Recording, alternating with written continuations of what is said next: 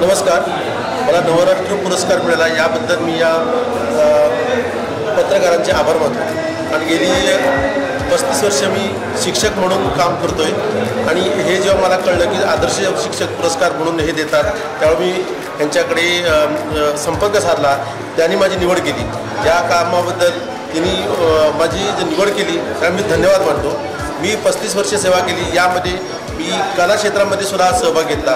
जवळजवळ मुलांसाठी मी खूप काम केलेलं आहे. जवळजवळ 10 स्क्रिप्ट मुलांसाठी नाटकं लिहिली आहेत. त्यानंतर माझे 10 विद्यार्थी डॉक्टर झालेत, 2 इंजिनियर झालेत. अशा प्रकारे मी दापोली तालुक्यात शाळा दोंदेव येथे काम करतो आहे. माझ्या जवळजवळ सर्व्हिसमध्ये 5 शाळा झाल्या. त्या 5 शाळेत मी सांस्कृतिक मुलांची कार्यक्रम करतो. त्यानंतर गाण्याची मला खूप आवड आहे. त्यानंतर भजन, त्यानंतर संगीत क्षेत्रात मी काम केलेलं आहे. जवळजवळ 25 नाटकात मी स्वतः काम केलेलं आहे. आता सध्या मी नाटकाचं दिग्दर्शन पण करतो.